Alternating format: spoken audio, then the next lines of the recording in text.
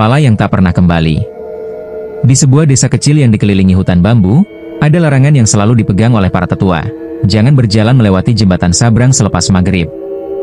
Banyak yang mengabaikan, namun mereka yang melanggar tak pernah kembali sama. Rina, seorang mahasiswa asal kota, menganggap larangan itu hanya mitos belaka. Saat ia pulang kampung untuk liburan, rasa penasaran membawanya ke jembatan tersebut. Malam itu, angin bertiup aneh, dan suara serangga mendadak menghilang saat ia menapakkan kaki di tengah jembatan tua itu. Tiba-tiba terdengar suara langkah kaki pelan, berat, dan tidak beraturan. Rina menoleh ke belakang, kosong. Namun hawa dingin menjalar hingga ke tengkuknya. Ia mempercepat langkah. Kemudian, dari arah semak, muncul sosok tinggi mengenakan baju compang-camping, berjalan pelan dengan darah menetes dari lubang di lehernya, tak ada kepala di atas bahunya. Rina berlari, napasnya memburu, tapi suara langkah kaki itu mengikutinya, makin dekat, dan makin dekat, hingga akhirnya, tangan dingin meraih bahunya. Ketika ia menoleh, tak ada siapapun. Tapi suara mengerang pelan terdengar di telinganya, seperti suara yang keluar dari rongga dada kosong. "Kepalaku, kau lihat kepalaku?" Rina jatuh pingsan di tempat. Esok paginya, warga menemukannya di bawah jembatan dengan mata melotot ketakutan dan tubuh gemetar. Ia selamat, tapi sejak malam itu, Rina tak pernah lagi bisa berbicara. Mulutnya hanya bergumam satu kalimat berulang-ulang. Dia mencari kepalanya dan dia hampir memakaiku sebagai gantinya. Sejak kejadian itu, Rina tak lagi seperti dulu. Ia lebih sering duduk diam menatap kosong keluar jendela. Malam-malamnya penuh jeritan. Kadang, ia menggoreskan sesuatu di dinding kamarnya, gambar tubuh manusia tanpa kepala. Pak Sardi, seorang dukun tua desa, mendatangi keluarga Rina. Dengan tatapan serius, ia berkata, "Itu bukan sembarang hantu. Itu penunggu sabrang, arwah lelaki yang dulu dipenggal karena fitnah. Kepalanya dibuang ke sungai, tapi tubuhnya dikubur di tanah kering tanpa doa. Arwahnya gentayangan dan sekarang, ia menempel pada anakmu." Malam itu, Pak Sardi mengadakan ritual kecil di rumah Rina. Membakar kemenyan, menggambar segel pelindung, dan membacakan doa-doa. Namun, baru setengah ritual berjalan, angin bertiup kencang. Lilin padam. Dan dari arah loteng, terdengar suara berat, serak dan pelan. "Aku tahu kau di sini. Jangan halangi aku. Dia milikku, kepalanya cocok untukku." Tiba-tiba, tubuh Rina menegang. Matanya memutar ke atas, dan dari mulutnya keluar suara asing, berat, bukan suara perempuan. "Kau ambil kepalaku, sekarang aku ambil kepalamu." Pak Sardi segera mencipratkan air doa ke arah Rina. Tubuh Rina bergetar hebat, lalu terlempar hingga ke sudut ruangan. Ia menangis keras, lalu pingsan. Setelah kejadian itu, Pak Sardi hanya bisa berkata pada orang tua Rina, "Roh itu tak ingin dilepaskan." Ia menganggap kepala Rina sebagai milik barunya. "Kalau kalian ingin menyelamatkan anak kalian, kalian harus menemukannya. Temukan tengkorak kepala si arwah, dan kuburkan ia secara utuh." Malam ketiga setelah kejadian kerasukan itu, Pak Sardi mengajak dua orang warga kepercayaan untuk menemaninya ke Sungai Mati, tempat di mana konon kepala korban dipendam puluhan tahun lalu. Sungai itu sudah lama mengering dan dipenuhi lumpur hitam serta akar-akar pohon beringin yang menjuntai seperti tangan-tangan mayat. Di tengah malam, mereka mulai menggali di bagian yang menurut mimpi Rina, berbau darah dan suara erangan. Dengan sekop dan lampu minyak, mereka mengaduk lumpur hitam pekat selama berjam-jam. Lalat berdengung, dan udara makin dingin, seolah ada sesuatu yang memperhatikan mereka dari balik kabut. Tiba-tiba, suara logam mengenai sesuatu keras. Tok! Mereka menggali lebih dalam, dan terlihat sebuah benda bulat, kotor, tapi sangat mencolok bentuknya. Tengkorak kepala manusia, tanpa rahang bawah, retak di sisi pelipis. Begitu diangkat, suara desiran angin berubah menjadi jeritan jauh, jeritan panjang yang seolah datang dari dalam tanah itu sendiri. Pak Sardi segera membungkus tengkorak itu dengan kain putih dan membawanya ke pemakaman tua. Di sana, ia menggali kuburan yang sebelumnya digunakan untuk mengubur tubuh korban, yang ternyata adalah seorang pemuda penjaga jembatan, dibunuh oleh warga karena fitnah menculik anak.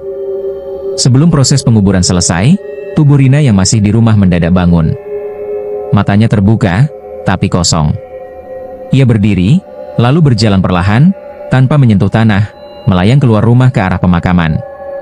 Saat Pak Sardi mulai membacakan doa pemakaman dan hendak menyatukan tengkorak ke dalam liang, angin besar menerpa keras. Pohon-pohon berderit. Awan gelap turun begitu cepat dan dari arah jalan tanah, muncul Rina, dengan wajah tanpa ekspresi dan suara yang bukan miliknya. Beri aku tubuh. Atau kalian semua kehilangan kepala. Seketika, tanah di sekitar makam mulai retak. Pak Sardi cepat-cepat meletakkan tengkorak di atas tubuh, menyiramkan air kembang 7 rupa dan membaca mantra terakhir. Jeritan melengking pecah di malam itu, menggema hingga ke ujung desa. Rina terjatuh. Kabut menghilang perlahan. Angin berhenti. Dan malam kembali sunyi. Pagi harinya, Rina terbangun di rumahnya. Ia sudah bisa bicara, meski suaranya agak berbeda. Matanya sedikit lebih dalam, seolah melihat sesuatu yang tidak dilihat orang biasa. Namun yang paling mengganggu adalah cermin kamar Rina. Setiap malam sejak itu, cermin menunjukkan bayangan dirinya tanpa kepala. Dan setiap malam terdengar bisikan dari pantulan itu. Kepala itu hanya dititipkan, aku akan kembali. Sudah seminggu sejak ritual penguburan tengkorak itu selesai. Rina mulai menjalani hidup seperti biasa, sekolah, membantu ibunya memasak, dan kembali bercanda dengan teman lamanya. Namun malam hari adalah kutukan yang tak bisa ia hindari. Setiap pukul 2 dini hari, cermin di kamarnya berembun sendiri, dan pantulan dirinya selalu aneh, tidak memiliki kepala, seakan cermin itu memperlihatkan masa depan atau wujud yang akan ia alami. Pada malam ke-7, cermin itu tidak hanya menampilkan pantulan. Ia mengeluarkan suara. Kau hanya penampung sementara, tubuhku telah kubur, tapi kepalaku, seharusnya bukan untukku, tapi untukmu. Cermin retak. Suara jeritan memenuhi kamar. Dan dari dalam pantulan, muncul bayangan sosok tinggi besar, tubuhnya membusuk, dan dari leher bolongnya menetes darah hitam pekat yang tak pernah berhenti mengalir. Rina berteriak, berlari keluar kamar, tapi tak satupun penghuni rumah terbangun. Ia merasa sendirian, seperti berada di dunia lain. Lorong rumahnya tampak lebih panjang, lebih gelap, dan di ujungnya ada sosok Rina lain. Rina berdiri di depan dirinya sendiri. Tapi versi dirinya yang lain tak memiliki kepala. Tiba-tiba, tubuh tanpa kepala itu berlari ke arahnya, tangan kurusnya terulur, dan dari lubang di lehernya terdengar suara. Kalau aku tak dapatkan kepalaku, maka kau yang akan kubawa, bersamaku. Pagi harinya, kamar Rina terkunci dari dalam. Saat orang tuanya mendobrak, mereka menemukannya duduk di depan cermin, bibirnya berdarah dan wajahnya penuh goresan seperti diukir paksa. Di dinding tertulis dengan darah. Giliran siapa selanjutnya?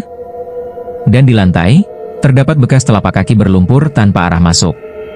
Pak Sardi pun kembali dipanggil, namun saat ia melihat ke cermin kamar itu, ia pucat. Ia tahu satu hal. Ritual waktu itu hanya menenangkan roh itu, bukan membebaskannya. Kepalanya memang sudah dikubur, tapi jiwanya telah menempel pada cermin. Dan ia akan berpindah dari satu wajah ke wajah berikutnya, menunggu yang cocok, dan mencuri kepala baru. Beberapa hari setelah kejadian di rumah Rina, rumor tentang cermin terlarang mulai beredar di kalangan warga. Banyak yang penasaran, tapi sedikit yang percaya.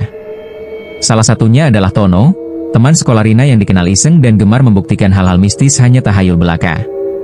Tono datang ke rumah Rina diam-diam saat sore hari. Ia masuk lewat jendela dapur yang tidak terkunci. Ia tahu kamar Rina terletak di lantai 2. Saat itu, rumah tampak kosong, Rina sedang dirawat di luar desa karena kondisi mentalnya tak stabil. Di kamar itu, cermin besar masih berdiri di sudut ruangan. Retak halus menghiasi permukaannya, seperti urat nadi yang mengendap. Di bawahnya, kain putih dengan bercak darah mengering dibiarkan begitu saja. Tono mendekat, lalu berkata, sambil menatap pantulannya sendiri. Kalau emang ada hantu, tunjukin dong, ambil kepala gue kalau bisa. Cermin tetap diam. Tapi pantulan Tono tersenyum lebih lama daripada wajah aslinya.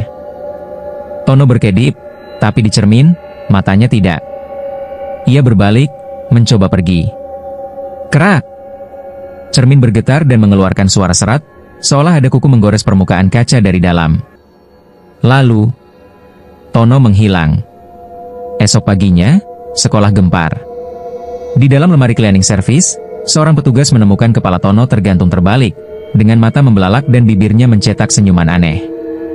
Tubuhnya tak ditemukan.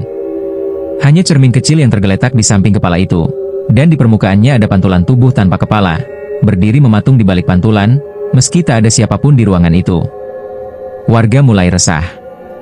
Satu persatu anak muda mengaku melihat mimpi buruk tentang tubuh-tubuh berjalan tanpa kepala, atau bercermin dan mendapati bayangan mereka tidak punya wajah.